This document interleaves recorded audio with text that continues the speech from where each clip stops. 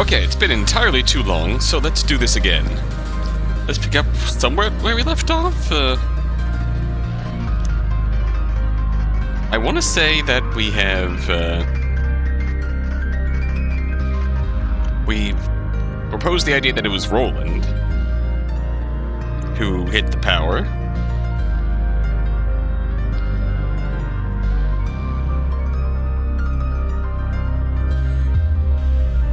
Key, password split up. Did we talk about that?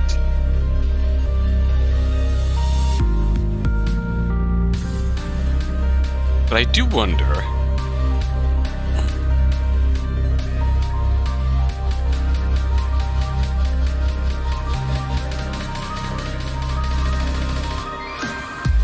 It feels like... Donald Graves. That was... Not even a single suspect, you say? I find that surprising. Oh, you have someone in mind. Obviously, it's written right here in Bishop's notes. Graves was deeply mistrusted by the other players.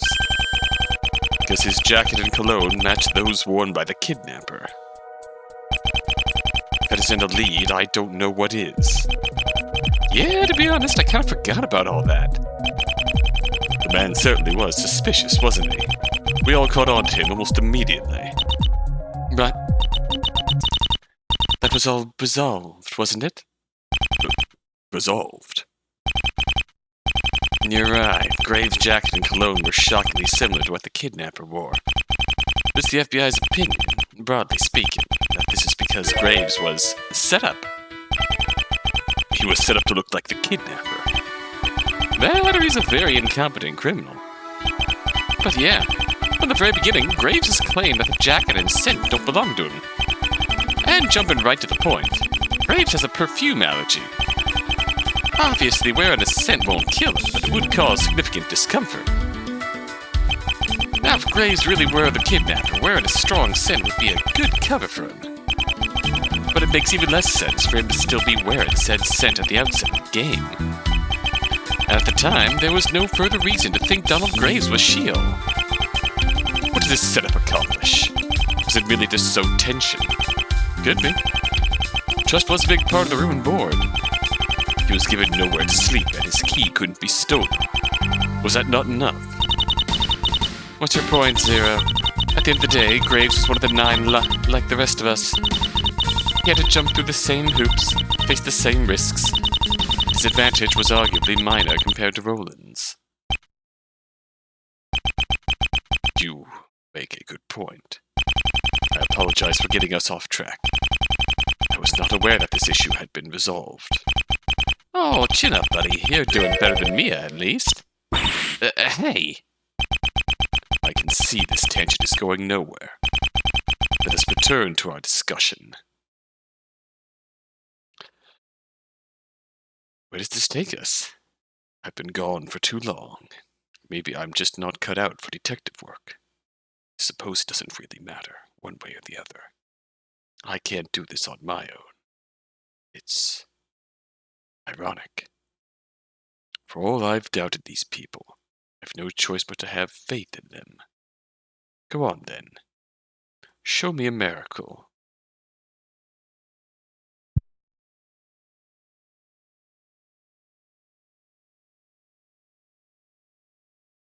Oh, this is frustrating.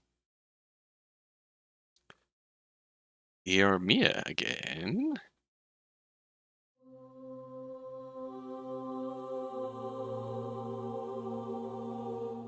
This is frustrating. How many times do we need to almost find a lead before we actually get somewhere? Every time we're on the verge of a breakthrough, a certain someone is there to shoot us down. Can't even tell if he's being malicious about it since his arguments all hold water. They hold water, but they don't help us either. He only pitches in when we force him to. No, you've been very careful, haven't you, Murdoch? It's frustrating. We've already combed through most of the room and board at this point. The same issues that plagued the original investigation are starting to close in on ours as well. We're running out of air.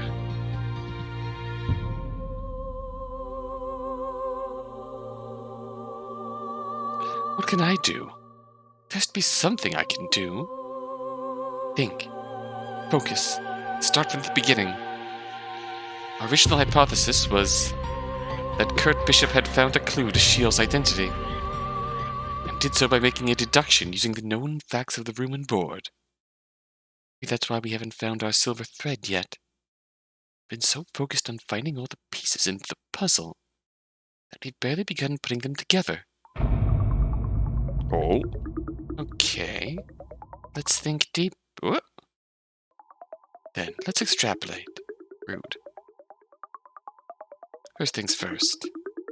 What are the most pressing questions we've yet to answer? What is the room and board trying to convey to us? First thing that comes to mind is... did Shiel remove the bodies and then the revolver after the game's completion? Right. Like Montclair pointed out, it doesn't really make sense for Shiel to have done this. Can't imagine there was any incriminating evidence on the gun or the 5 bodies. Given that any of those things could have made it out of the bunker as per the rules. And on a related note, Shiel removed the contents of the 9th cupboard as well. What could have been inside? The same reasoning applies. Why would Shiel have hidden the contents of the 9th cupboard? Only this time we have even less ideas since we don't know what was taken. Still, we do have some clues. According to Damara, the 9th cupboard apparently smelled faintly of gasoline. Also, given Shiel's penchant for the dramatic, I'd bet anything that the final twist to his game was something extremely exciting. From his perspective, that is. Not mine. Let me be perfectly clear. Let's see. What else was there? Gray's participation renders the born new puzzle unsolvable. Why was it designed this way?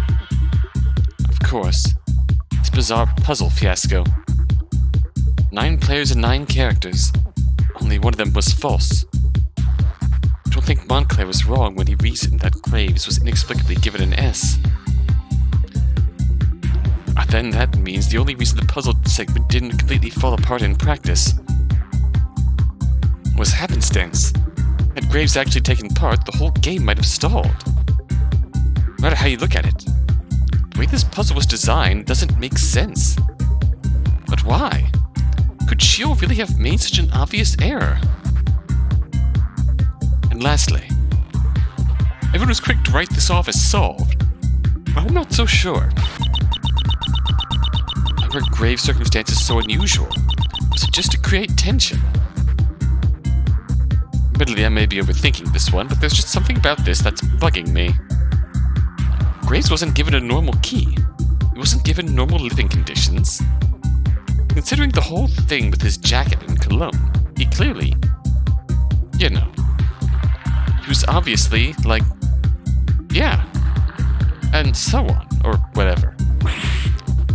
Okay, so I don't really know what I'm trying to say here, but I know there's something off about this. Those are the most pressing questions. Now, what do I have to work with? Well, most obviously, there's the very real possibility that Roland was conscious at the game's end. That being said, it's hard to tell what good that did him. Will do us. There was no way out of the room and board after Montclair escaped. He was well and truly trapped. That's not to say his agency in the final moments of the game was immaterial. That is to be determined.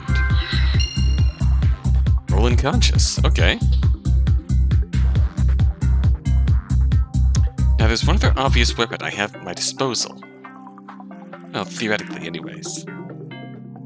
Teeth, anyone? Cheeky. Genuinely, I'm not sure what to make of this. According to Bishop, a damaged tooth was recovered from the room and board. That doesn't appear to line up with what the others remember. Testimony seems to indicate that the only forensic evidence ever recovered wasn't a tooth. A small piece of broken metal with unknown origin. What does that mean? Clearly, Bishop thought this tooth could prove something. But what? Could it be that this damaged tooth and the broken metal are actually the same thing? Charlie seemed to suspect as much, and it does seem like that has to be the case. To say that my handle on this evidence is lacking would be a colossal understatement, but Kurt Bishop thought it was important, then it must be vital. Tooth? Anyone? Wasn't there one more thing? There was, wasn't there? What was it? Oh, right. There's also that strange locked bedroom. On one hand, we've basically already explained the existence of this locked room. On the other, have we? I don't think our explanation is wrong necessarily. It does feel a little too dismissive given how strange this locked room is. For now, anyway, I'll keep it in mind.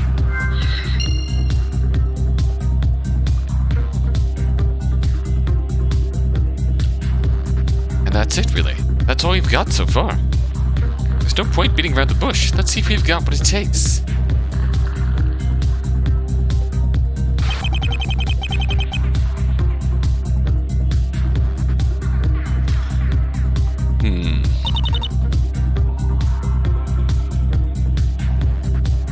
Let's present this here. Alright. So this tooth, right? Whatever this piece of metal. The metal tooth, whatever. Whatever this thing is, it's unclear where it came from, which is odd. The room and board was a sealed box. We should know everything that was contained within it.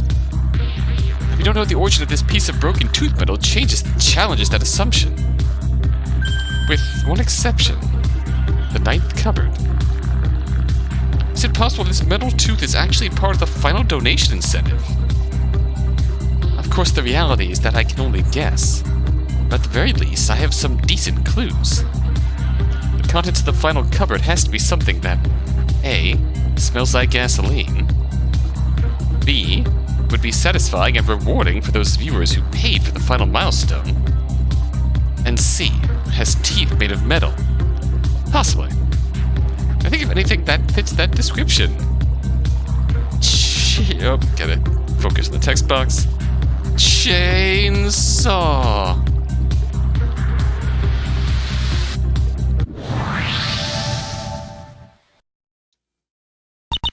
Hypothetically, what would you think if I said that the ninth cupboard contained a chainsaw? A chainsaw, you say? Certainly not out of the question, I would argue. Chainsaw definitely feels right.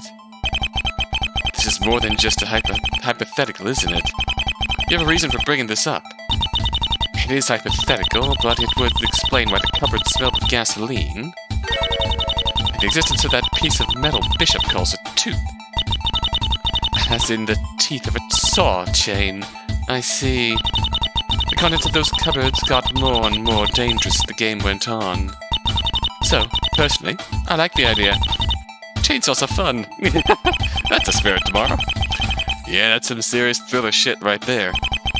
Bet he's looking forward to watching you poor SOBs carve each other up. However, hypothetical vicarious dismemberment is not the same as actual vicarious dismemberment.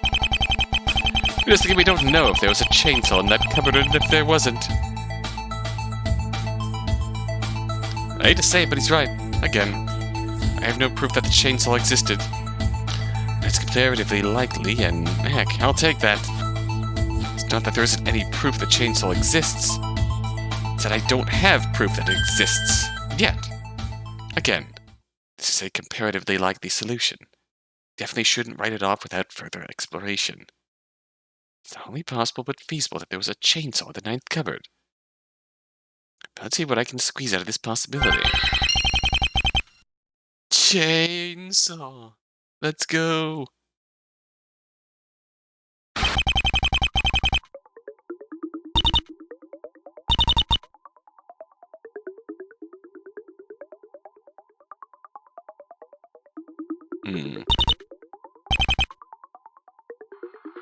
It's just a thought, but...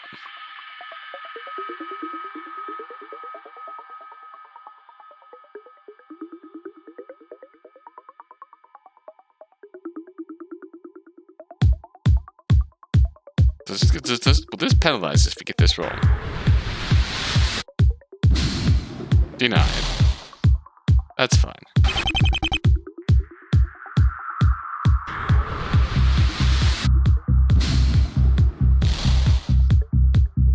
Actually, we only have 3 pieces of evidence to throw at this.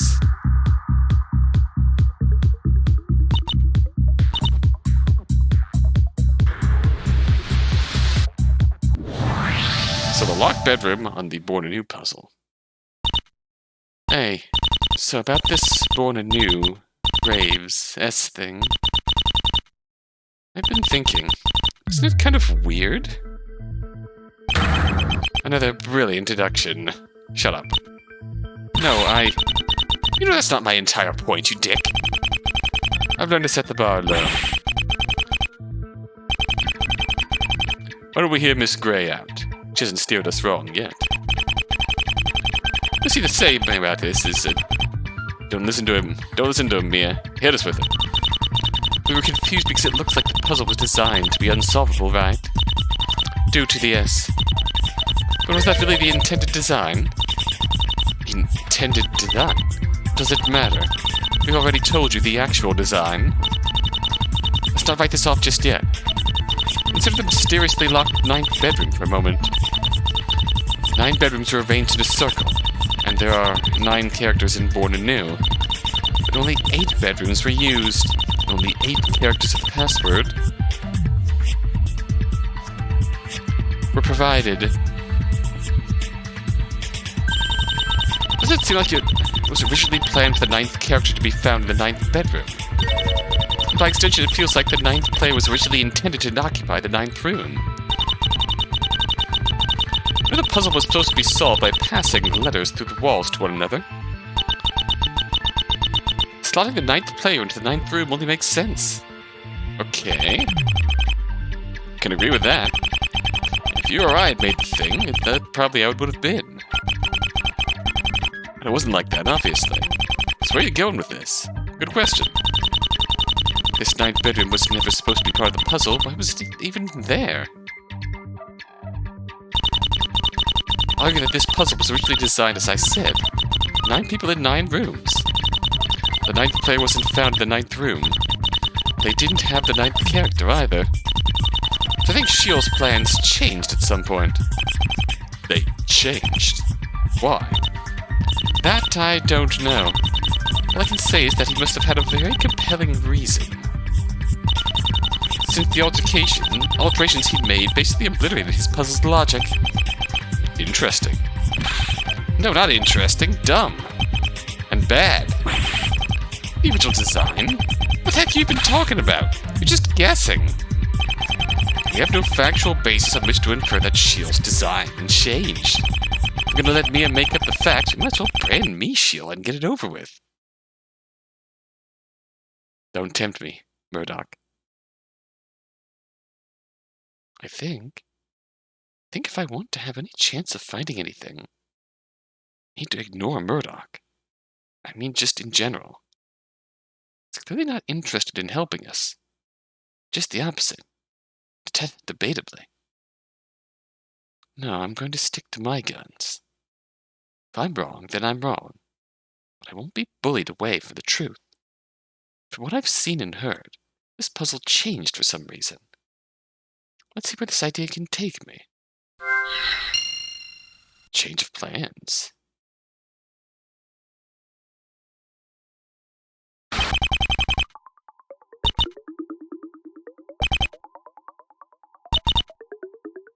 We're just down to this. What was unusual about Graves' kidnapping, then? Is that related to the change of plans, perhaps?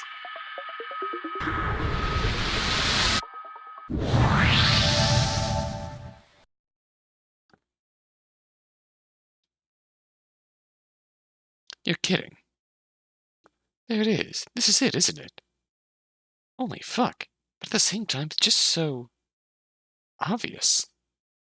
It really took me until just now to figure this out.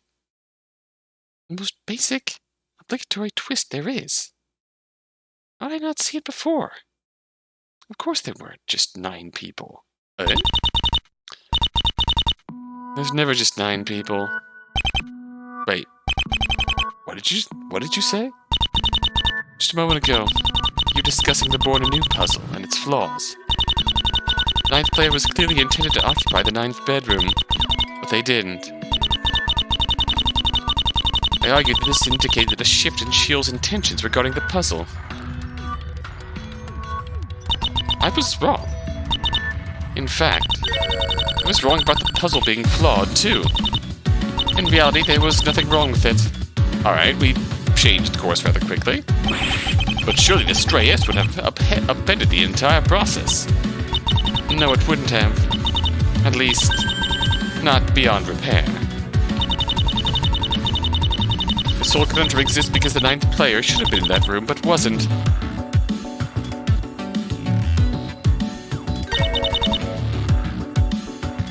But what if they were? What does that mean? You saying Graves really started the game in that 9th room? No, that's not what I'm getting at.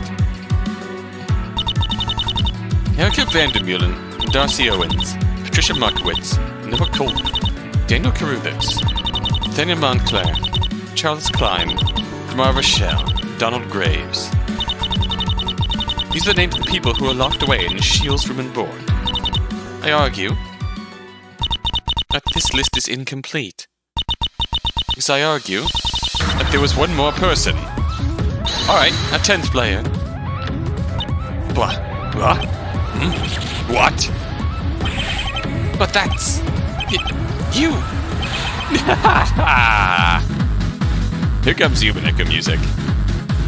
On one hand, I can't believe it either. And on the other, the solution would be something like this, wouldn't it? Of course. 10th person. Why not, right? Since everyone else seems to be reeling from that, I guess I'll object. Does that make absolutely no sense whatsoever? It's just sort of how I do things, so... as long as we're on the same page. What about the 9 pattern? Why would there be 10 people if there was 9 of everything else? And this sounds backwards, but there being 10 players doesn't break the 9 pattern. It all has to do with Donald Graves. Eric broke every convention at the room and board except for the 9 pattern. Imagine this, if you will.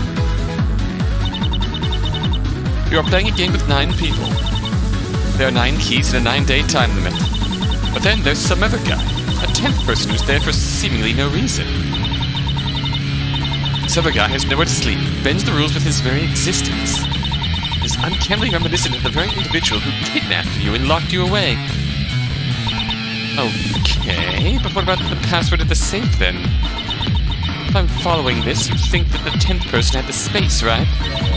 That would be that there were 10 characters given for a 9-character password. Yes, that's exactly right.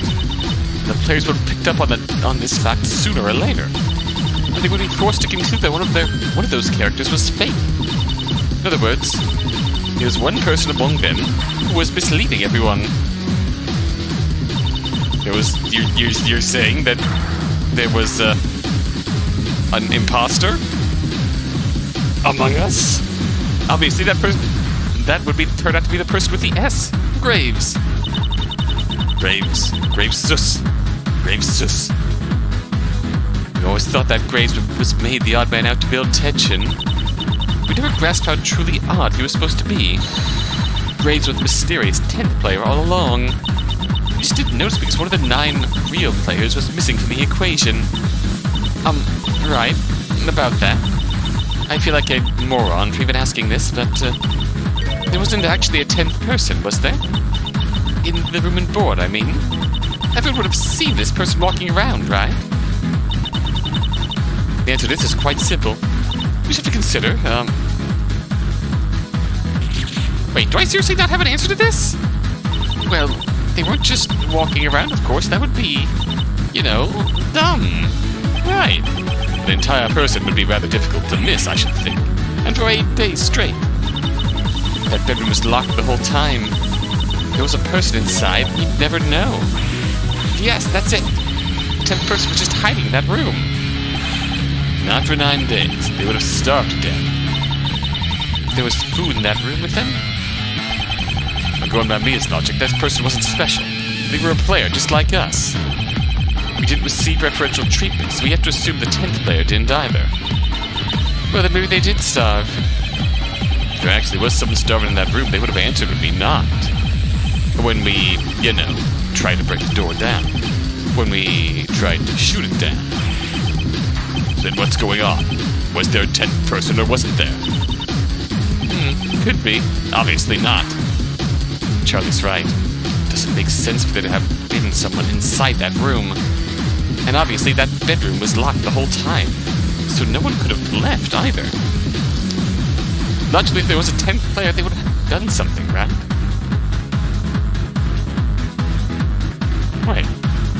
Wait. I have an explanation for this. Just need to find... Where did I put that stuff? Here it is. There's evidence, hey! It was here. Somewhere in all this old evidence that I've been looking around. Shit. Need to actually think about this then.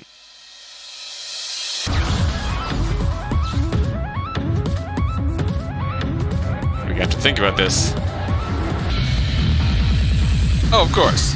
The answer is obviously drugs. So it's present Harper's body. How could there have been a 10th person in the room and board without anyone noticing? I can think of 2 possible reasons.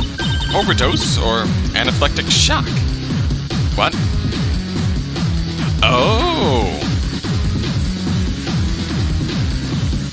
They could never have unlocked the room because when they were dosed with sedative, they died.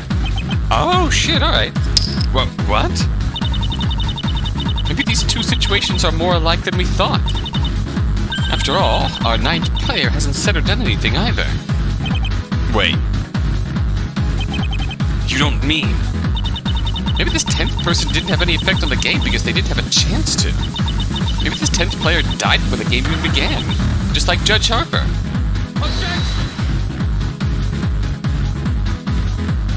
You know what I'm gonna say here, right? There's no proof.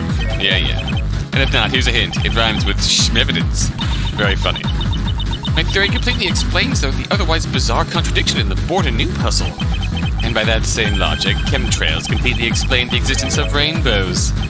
Your theory is just that, a theory. Without any evidence, it has no grounding in objective reality.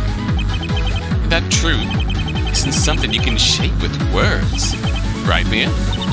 We're not perfectly objective observers, unfortunately. Of course not.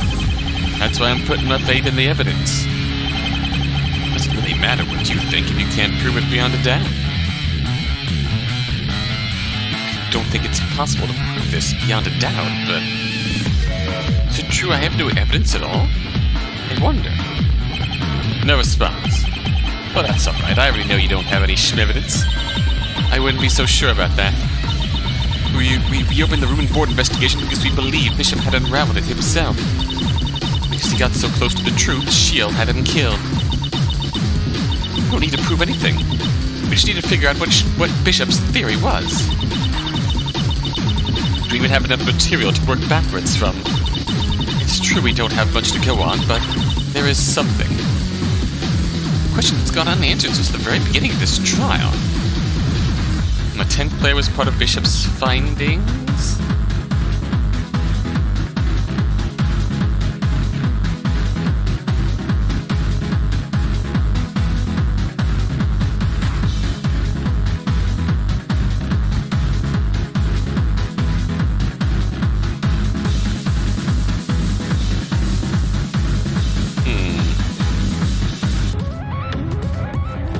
That'd be this, right? Bishop's memo? Cosmonaut. Cosmo what now? Cosmonaut. That was the code to Bishop's briefcase. It was. He listed it here at the bottom of the letter found in his desk. The word is also found in the memo he left. Here, circled at the bottom with a question mark. Clearly Cosmonaut wasn't just a password, it meant something. Now here's a question for the court. What is a cosmonaut? It's just another term for an astronaut, isn't it? And in a broad sense, what is an astronaut? Someone who explores space, right? Weren't we talking about someone related to space just a minute ago? You can't be serious. I am. I think the truth was right in front of us all along. Just like Poppet or Teddy, I think Cosmonaut was a name Bishop gave to the 10th player. Please tell me you're kidding. I refuse to accept that Detective Bishop had an SRABOC. Can you deny the possibility, Murdoch? Well, completely? No. We can't deny the possibility of there being lizard people in office either, can we? However, yes, I admit that it is technically possible. There was not impossible, Mia, but also not important. Let's assume there really was a corpse locked behind that door. Emphasis on assume. This corpse sat there from dawn to the first day until Shield retrieved it after the game. In this scenario, one very important question comes to mind. What the heck even cares? Literally, what difference does it make if this corpse was there or not? Shit, you're right. 60 seconds. Give me 60 seconds and I'll be able to answer both of those questions. Oh, such confidence. Don't let me down, then. 10th player.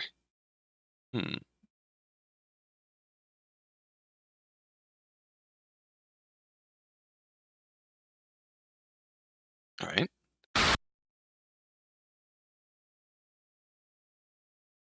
Roland, a chainsaw, a 10th player, and one final mystery.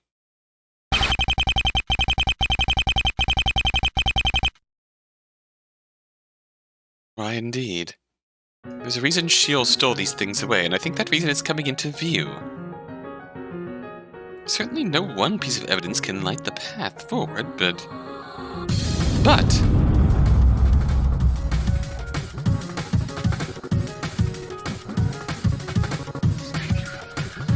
A 10th player? One was conscious? Okay, we'll just throw everything at it.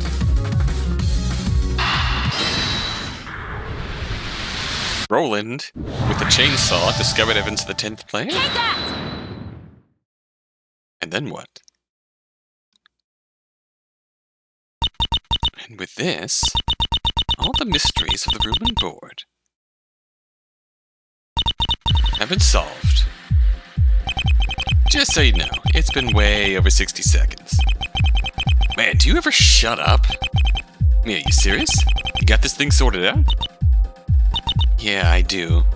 I feel like at this point in my theory that Diego and Mia are Blue and Roland has been jossed. Even with the fact that if they were truly Blue and Roland, they would be addressing these questions from a more first-person perspective, not a third-person perspective. If that makes sense. Hell yeah, girl. Go show them how it's done. You've got me waiting, you know. You have our full attention. Does this mean we actually did it? Let's find out. Sorry, Mia, but we're counting on you. Why did Shield remove the bodies and the revolver from the bunker after the game? The answer to this question is the answer to everything. That's right. Once we unravel this one final thread, we'll have arrived at the truth. The complete truth.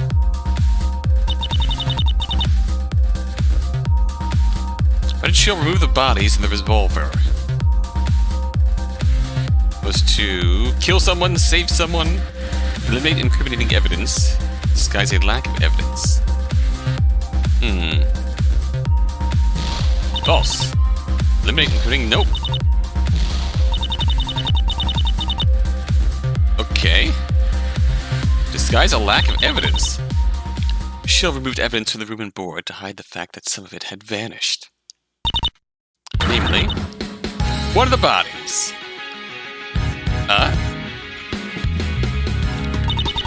begin with the 10th player. As I theorized earlier, it's possible that the corpse of a 10th person lay hidden in the 9th bedroom. If there was a 10th person, there must have been a 10th key. And if there were 10 keys in total, there could have been 5 survivors. Oh shit! Exactly right. Only no opportunity existed for any of the other players to obtain this key. Or so we thought. We now know it's likely that Roland was conscious at the end of this game. And that means that 0 could be Roland. But Roland couldn't get to the key either. Then a mislocked door stood in his way. It's true. It would have taken a miracle for Roland to have gotten through that door. And a miracle is exactly what I argue happened in that bunker on that final day. At the very last moment, the ninth donation milestone was met and that final cupboard opened. And inside was a chainsaw. The exact tool he needed to break open that door. In the process of doing so, a piece of that saw broke off. To be later found by investigators. That's besides the point, of course. What's really important is that... That is on. Roland could have escaped the room and board.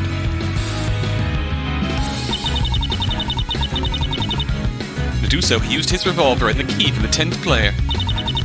After the game's conclusion, Shield removed the bodies from the room and board to obfuscate the existence of the 10th player and hide the fact that Roland's corpse was not present. I'll give credit when it's due. You definitely know how to keep things exciting, me. I'm surprised it took you this long to chime in, you human obstacle. Sticks and stones may break my bones, but this theory is pretty worthless. Not gonna ask why? Do I need to? It's obvious what you're going to say. There's no evidence that the chainsaw exists. There's no evidence that the 10th person exists. There's no evidence to suggest that Roland really did escape. Possibly even this scenario you cooked up is entirely too convenient. Does that about sum it up? My! You like to make a fuss, but deep down you're starting to get it, aren't you, Mia? That's off to you. That bunker tells no tales. It exists in parallel, like a dream. Or a smokeless fire. No one knows who lit that fire, or how, or why. Only those who were close enough to burn can say for certain that those flames danced at all. Maybe there's a truth to all this, but maybe there isn't. Roland is dead. Roland is alive. Either way, the room and board claimed him body and soul. A beating heart makes no difference to a man who no longer exists. Or you, so to speak. Your point being that proving anything about the room and board is inherently impossible. Well, if you wanted to suck all the poetry out of it, then sure, that's right. Room and board is a black hole. A dead zone. An asymptote. You can get infinitely close to the truth, but you'll never reach it. It just doesn't exist. It's an awfully defeatist outlook, Murdoch. I'm surprised. For a federal prosecutor who is putting everything on the line to hunt down a master criminal. Are you sure you are who you say you are? Say whatever you like about me. Won't change how adrift you are. Actually, for once, I don't think I'm adrift at all. Roland is still alive. The end of this line of thinking is pretty obvious, I think. And given some of the expressions being shot my way. I don't think I'm the only one who's noticed. But what's the best way to approach this situation? Go straight for the throat. But there's too much wiggle room. If I were to make an accusation, I doubt it'd stick. It's pretty quiet over there, Mia. Come on, I know you got more aces up your sleeve. Build your house of cards so I can knock it down already. It's like someone's starting to get restless. Sure then, let's duke it out. I'll probably have to answer your question sooner or later, so why not sooner? You want to argue, Murdoch? Sounds good to me. I'll warn you, I already know how this is going to end. You always seem to know the answer ahead of time, don't you, Mia? I can't wait to see how you pull the truth out of thin air this time. No evidence for the room and board can prove Roland is alive. I won't deny it. That isn't the only evidence we have.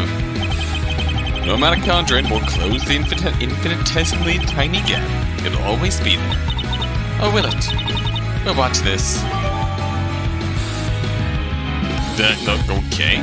Evidence returned to court record. The story started with the room and board, but that's not where it ended. If Roland is alive, then we have to ask how that fits into the big picture. And let's address the elephant in the room. He's not.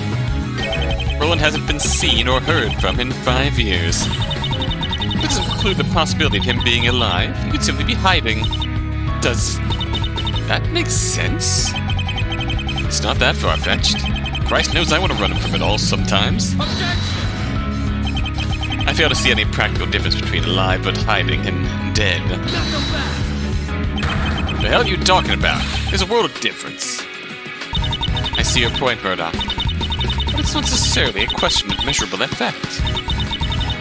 Maybe it's a question of potential.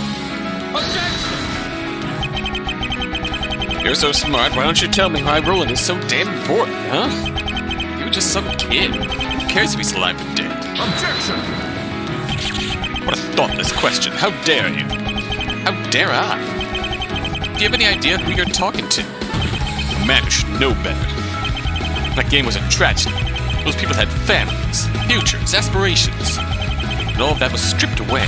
By us. It was our doing. Who cares if Roland is alive? A great many people care. And I can name 4 this very moment. You can see any one of their faces again. It would bring me unimaginable joy. To insinuate the humanity of the room and board means nothing. It's simply incomprehensible. It means everything. How can you claim to understand anything about the room and board if you can't even understand that? What reason do you chase S.H.I.E.L.D. if not for the cruelly taken of those forced to live on? Since you don't seem to get it, I'll spell it out nice and slow so you can understand. Roland is gone. Vanished. Erased. We can't help him. And he can't help us. 5 years, Murdoch. 5 years and nothing. You're telling me you won't even entertain the idea. 5 years of detective work and you still fall for nonsense like this? What would it take for you to give this thing a fair shake? Just out of curiosity. It would need to come from someone less shifty to start. You for real? This isn't about who's on what side, damn it. And that's where you're wrong. It's no use, Charlie. His shield is something to be pursued, not dwelled upon. He doesn't think about the cost, or the guilt, or the what-ifs. He's not like us. But more importantly, the prosecutor has made a good point, hasn't he, Mia? Despite himself. Why is Roland so damn important? Why hide the fact he escaped? Why kill Bishop over it? Really, why was Roland's survival best bad for S.H.I.E.L.D. at all? Why is it so crucial that we find him as soon as possible? I'm sure we can figure this out with a little critical thinking.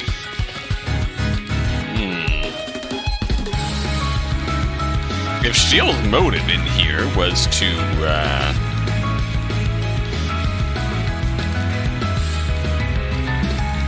find Roland and reveal that Roland's still alive to the others. Interesting. Why was knowledge of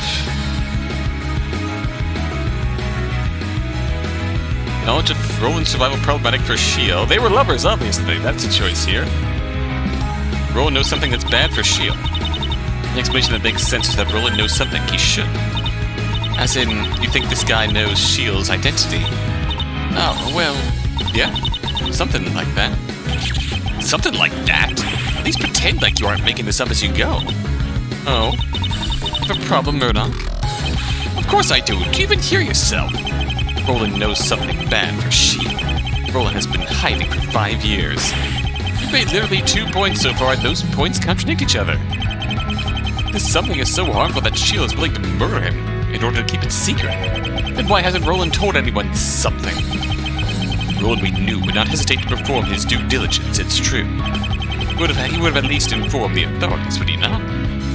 There's no denying these 2 ideas contradict, at least on the surface. We don't have an alternative explanation for either of them, so there's a way to explain this contradiction. Roland's a lizard person, obviously. doesn't realize he knows? Could it be that Roland doesn't realize he has information that's bad for S.H.I.E.L.D.? Considering we don't have even the slightest idea what this info is or how Roland got it. Sure, could be. Fuck it, right? But isn't his survival revelatory in itself? If he had made at least that much known, it would have changed the way everyone looked at the case. You know, like it's doing right now. Yeah? Think we can do better on this one. Suspects the investigators. This contradiction can be explained if Roland has a reason to distrust the police. Are you saying Roland thinks S.H.I.E.L.D. is an officer?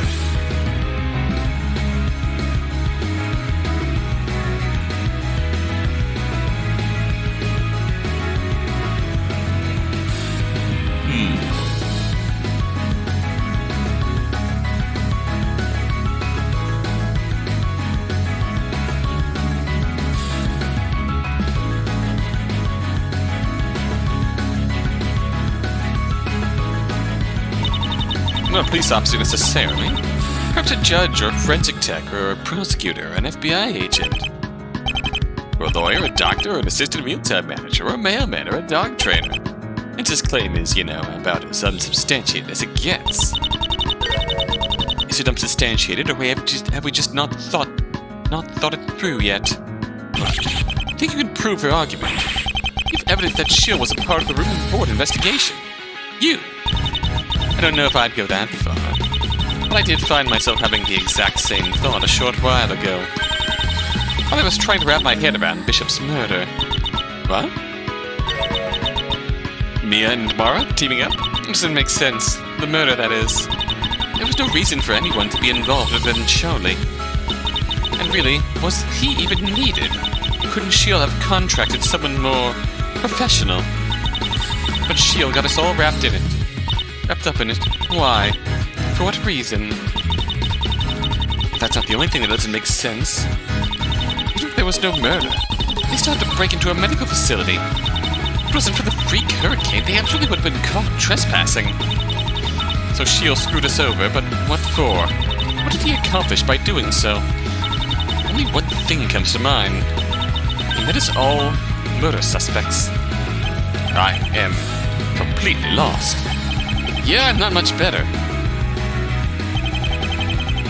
So we're all suspected of murder.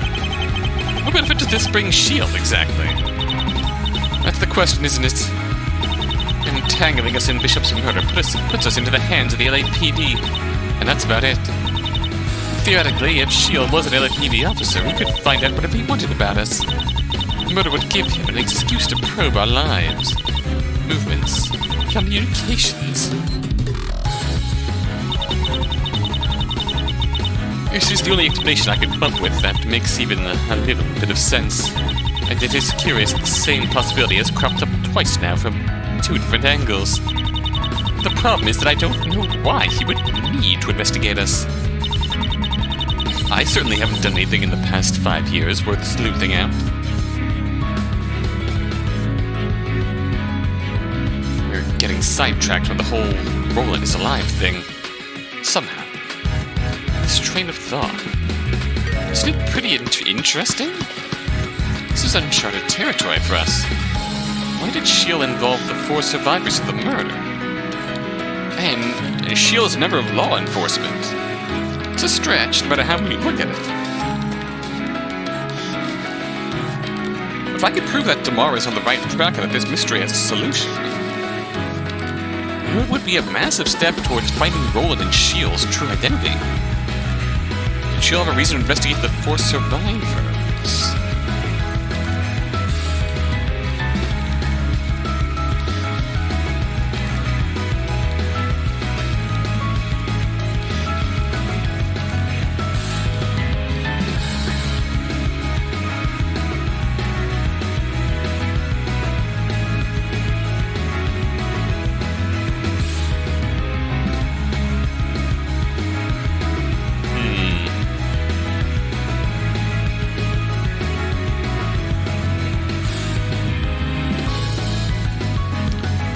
Good question. Let's just go back to Bishop's theory. Wait a minute. There's a line at the bottom of Bishop's memo.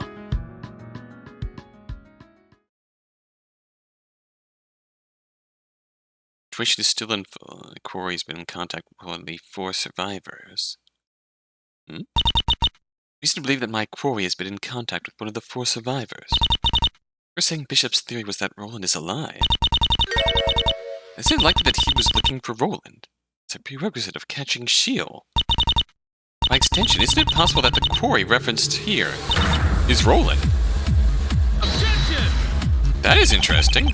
Freddy explained this. The lines from when I told him about the phone call from Sheol. At least it's way more likely to be about the phone call. I got a question, actually. When you told Bishop about that phone call, did you tell him Sheol had called only you? Or did you also tell him about Graves and Damara? No, I told him everything. Sheol had called me, Graves, Damara, and probably Nathan, too. Read the line again. Remember, it explicitly says one of the 4 survivors. You told him about Graves and Damara. Shouldn't this say 3? Or maybe at least 1? No? I mean, that's hardly... Seriously? But wait. What about this part here that says this quarry has been in contact with one of us? I take it to mean that, one of the 4 of us knew Roland was alive the whole time. It wasn't me, though. Nor I. Graves, then? Must be. But the who isn't important right now. What is important is that Bishop thought one of us was in contact with Roland. And if Sheol was aware of Bishop's investigation, then it's possible that he was aware of this as well. So, I doubt Sheol could sit idly by while whatever secrets of his might be being spilled. He would have to take action, like, for instance, roping the 4 of us into a murder investigation, wherein he could scrutinize our lives as deeply as he'd like, trying to find Roland. With Bishop out of the way, he would find Roland first. Then kill him, probably. I bet I can guess where this is going next. Charlie Klein is Sheol, right? Objection! If we assume Roland is hiding due to Sheol's influence on the investigation, then Charlie cannot be Sheol, as he only became a detective after the room and board. Oh, I agree. It's nonsense. But when has that ever stopped her? Shut up! He has already established that only one person could be Sheol by her logic. Charlie. The whole Sheol is LAPD thing is just the approach for a slam dunk. Isn't I wrong? When the hell did we claim that Charlie Klein was Sheol? A few hours ago. Huh? How did Sheol find out about Kurt Bishop's investigation? That's what you're getting at, right? Only one person knew about it. And me. It's true that Sheol killed Bishop because he stuck his nose where it didn't belong. Then Charlie Klein must be Sheol. There's no other option. Didn't say that for sure. There'd be 100 different ways Sheol could have found out that we don't know of yet. Objection! You shameless hypocrite. How dare you say that to me? I've pointed out that exact flaw in every one of your arguments in the past hour. And here we are anyway. My concerns have been thoroughly ignored. The evidence vaguely suggests the existence of a chainsaw. The evidence vaguely suggests the existence of a 10th player. The evidence vaguely suggests Roland's alive. That same evidence suggests Charlie Klein is Sheol. You don't get to pick and choose, so come on, make your accusation.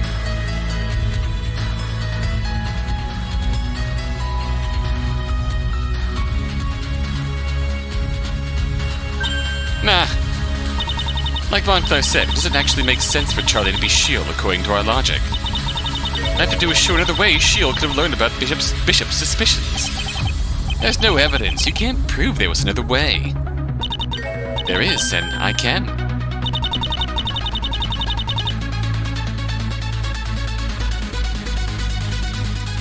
Alright.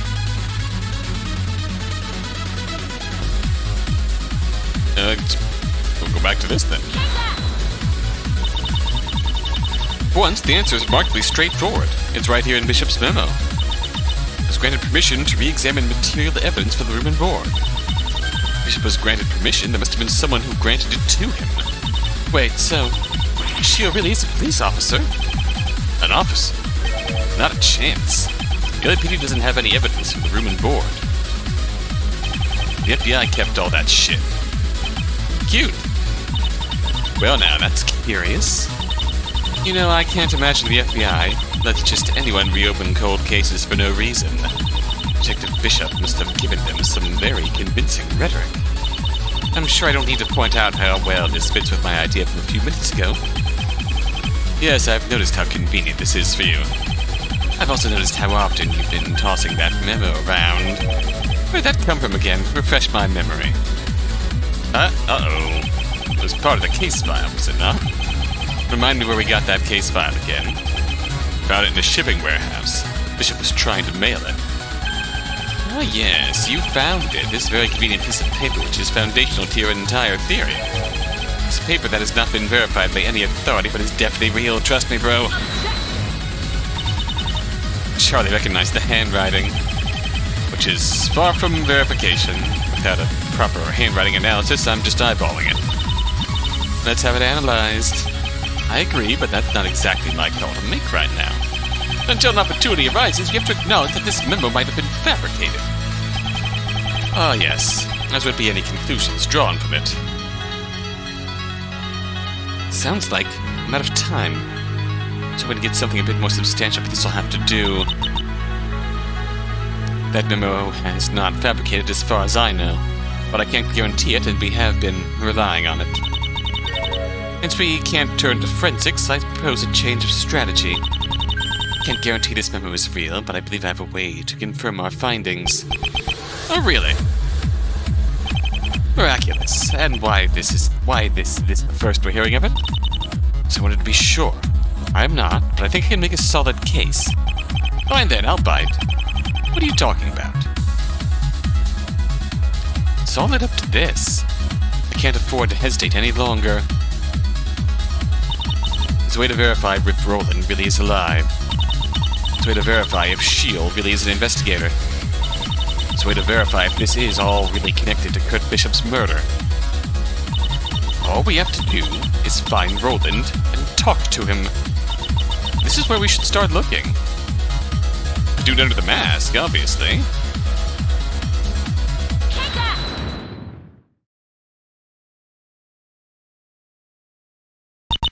To find S.H.I.E.L.D., we first need to find the fifth survivor. Don't you agree? 0.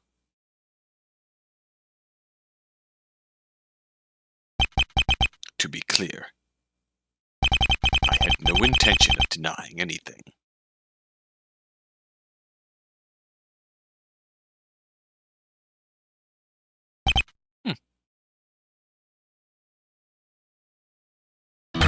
What? Guess you didn't see this one coming.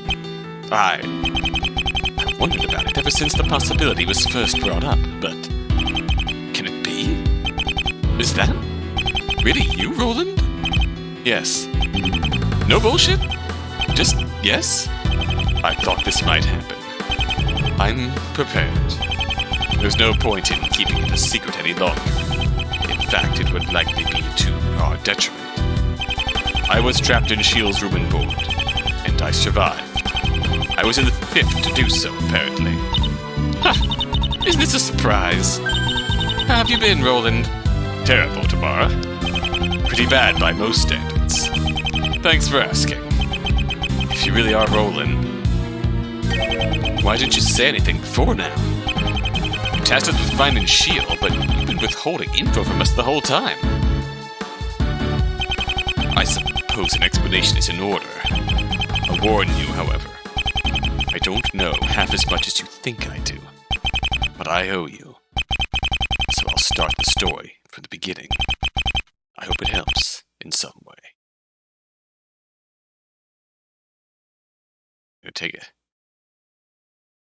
Are you going to take off the mask?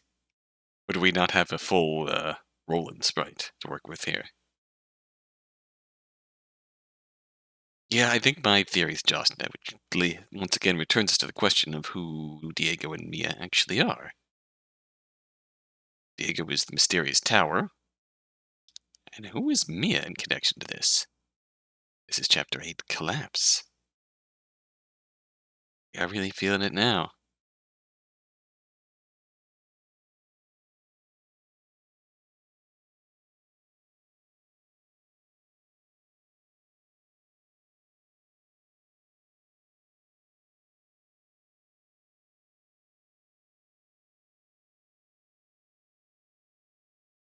We are really feeling it now.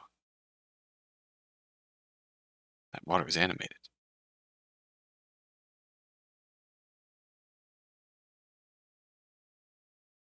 That is actually quite pretty.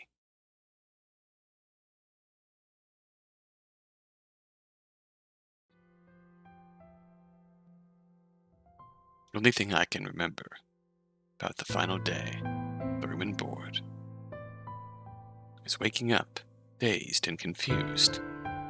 Afraid, don't remember anything from before that. Maybe there was a chainsaw. Maybe there was a 10th player. I don't know. The only thing I know for certain is that I'm alive. Somehow.